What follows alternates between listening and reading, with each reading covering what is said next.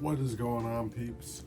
Welcome to another edition of Throwback Stories from the Hood edition. Now, peeps, there's a lot of crazy things that happened to me in the past. So we got 2 episodes left.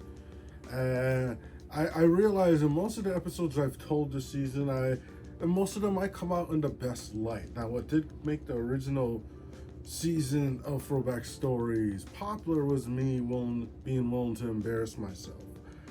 So I'll do that right now. I will tell you guys about the time, and I believe it is the one of 2 times in my life, and I actually will tell you the other story as well. Where I had to be sent home in a cab. Anyone who knows me, I'm always the one who's bragging about drinking people under the table, or you have actually experienced me drinking people under the table. It just depends on how you know me and where you know me from. But wasn't the case when I was 19. There's a first story in the pool hall. Now, usually we'd just be drinking like Old Englishes, 40s. Maybe get occasional beer from the pool hall itself when we would have the money, or sometimes we'd help them take the empties and bring in the bottles into the bar. They'll give us a round. But outside of that, we didn't always drink liquor. Now, there was an incident, and I'll never forget the bottle Crown Royal, and it's kind of funny because not too long after this, and I don't know if it's because I told him about this, became me and one of my best friend's regular drinks. Was Crown Royal.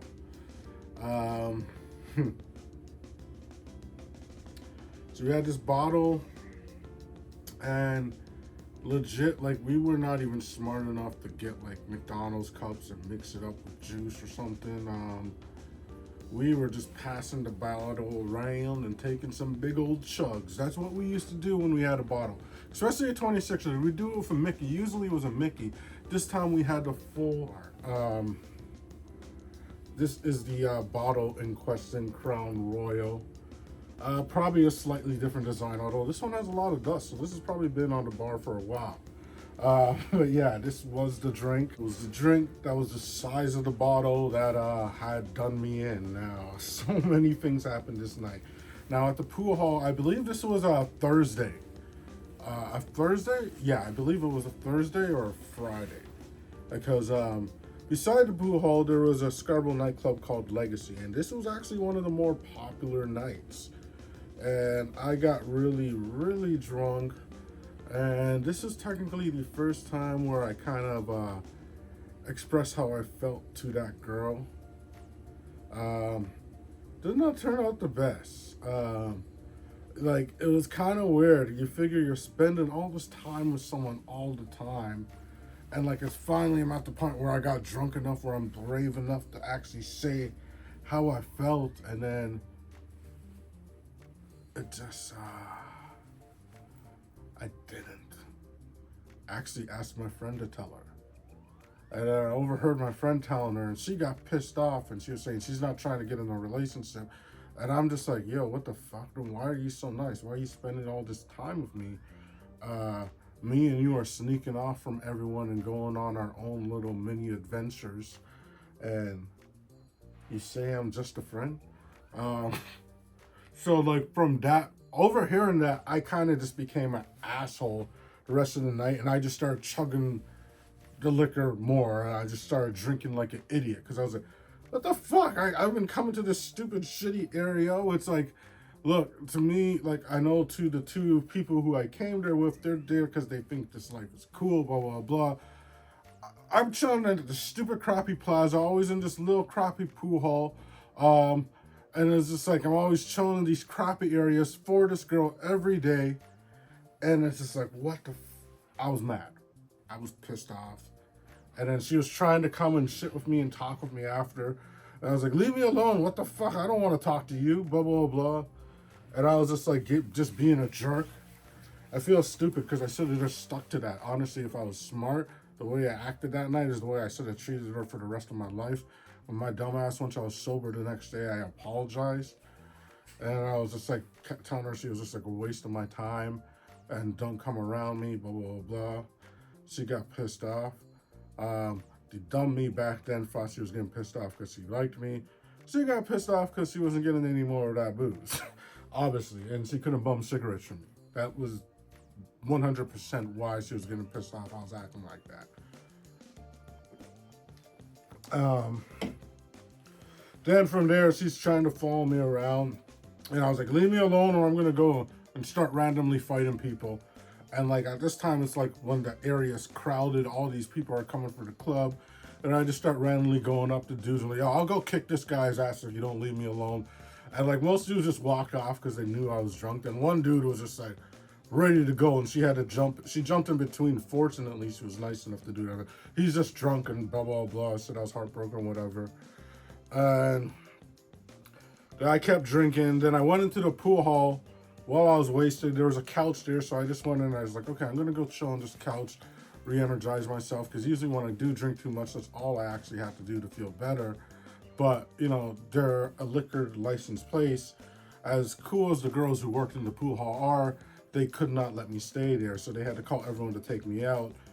Bob had to carry me out, and you're saying all this stuff, and I was like, fuck off. And I remember I slapped Bob across his face, like, get the fuck out of my face. And then, that girl's trying to talk to me, and then Bob kept coming with her, and I just kept slapping Bob. I was like, get the hell away from me. And then they called my dad. Bob lives on the same street as me. He just lived on the other side. So he got in the cab with me. They brought me home. And yeah, that was the one time where I was sent home in a cab. Really embarrassing. Maybe if I was more mature and I actually told that girl myself, my reaction would have been different. But just like overhearing her, maybe it was for the best, because just overhearing her say that, this was just like, what the fuck? I felt so betrayed hearing that from her. I really hurt. Now, the next time I was sent home it was around this time actually. It was close to Canada Day, I believe. Canada Day long weekend. There was this club called Republic. And I remember it was a big party because they had these little coolers and like these Capri Suns that they were giving to everyone. Me and Kevin were doing flyers for this event. Now, we were bringing some of my high school friends, these girls I went to high school with, and then this other dude. Now, Kevin had a thing for that girl, one of the girls. I forget what her name was, but she was the girl in the story when we went to the beach and didn't show up. And then the other girl was there as well. Now, they've been talking, they have their whole thing, blah, blah, blah, and they got whatever they're going. Now, essentially, throughout the most of the night and these type of things, I don't really stick with my group of friends when I go to clubs. Especially this night, we pre-juiced. These guys give us these drinks. I got all these, I had a bunch of weed. I was just going around, mingling. I just like to go, and I make new friends a lot when I'm in that mood, and it's a good night. And Republic was a pretty cool club. So I'm enjoying the night, coming back and forth with them. And then, like, every time I would come around, Kevin would be passing me a new drink. And then I guess in his mind, giving me more drinks means I will stay away from the group and he could be there and try to be me. Or I don't know what his plan was. And I remember coming back at one point and, like, we're all in a circle dancing. I was dancing with the girls. And then he just popped up out of nowhere. And then the girl that he liked, she was really drunk and she was gonna go get another beer. And then the other girl who was at the beach, I forget the name, so I'm just gonna refer to them as Girl A and Girl B. So Kevin likes Girl A and Girl B is the one for the beach story. Girl B and their other friend are telling me to go with her because she's drunk, just to make sure. And I'm telling Kevin, go. And then he wouldn't, and I was like, okay, then give me money for a drink. So I go walk with her to the bar. Now, I don't know what Kevin thought happened, but essentially what actually did happen is she went to the bar, By the time I got there, she already had her drink. She looked at me, smiled, kind of danced towards me, but I started to order my drink, so she just went off. I don't know, maybe she started dancing with someone else or what, but I do remember going back after having my drinks. She wasn't with the group anymore. And, well, actually, no. I didn't go back to the group right away. I went off on another solo mission. Went for a smoke and walked around, chilled. And I remember I had 2 of the slushy things. It wasn't slushy, it was like a cooler. Some vodka drink they're trying to get. I can't remember. I think it might have been Neutral, like when that first came out. And I drank one of them when I was outside. Then I came back inside, and then just randomly, it's just like, as soon as I came in, I see Kevin, and then he passes me a glass of drink. All night I'm drinking beer. So he passes me a glass of something. I don't know what it was he passed me, but it's like, I'm thinking this is my friend, so I take it. So I took the drink, and I remember just like walking away from him and just like, you know, when you get to that point where you are just really messed up and things start to move around? Time's up by 10. Like, I've always suspected that he drugged me because he was jealous because of the incident with girl A. But I remember like scrambling and then getting back, finding the group, dancing with them a bit, and then just like quickly being like, okay, I need some air. So I went outside and I'm just like chilling by the club. There's some houses parts, so I'm just sitting down on a little corner there on one of the stoops, and I'm just like having a smoke.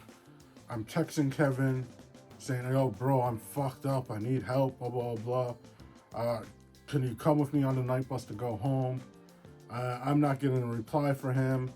I tried texting the girls, but it was just like, I was just gone. So I'm just sitting there, I'm chilling, and we were actually dressed really good. We wore suits and stuff this night for this party. I remember one promoter found me there. Can't remember the guy's name for me, but thank you so much if you ever see this video, brother. He found me there, and he's just like, he came, he checked up on me. He asked me, am I here with anyone? And I told him, and he took my phone. I told him Kevin's number. He was calling Kevin. Kevin wasn't picking up. So then I told him to call my older brother. My older brother didn't pick up. Call my sister. My sister didn't pick up. So then I was just like, okay, call my home. Got a hold of my dad. He explained the situation. I was really drunk.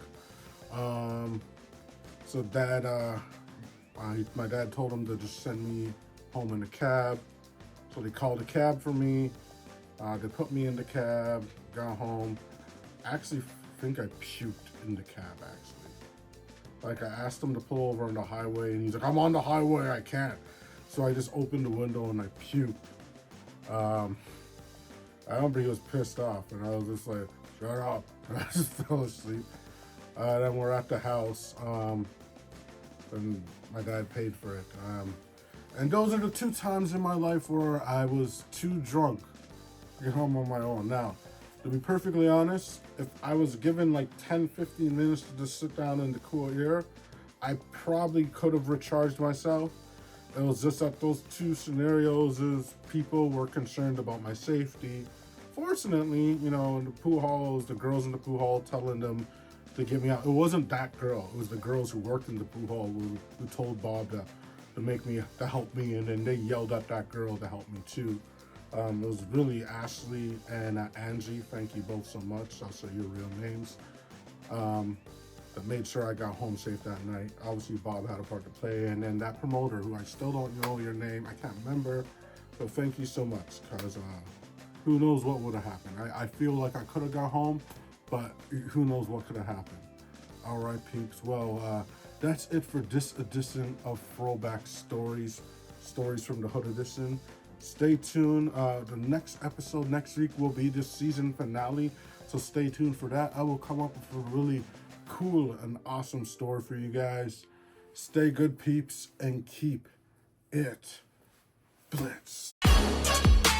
Audio Jungle.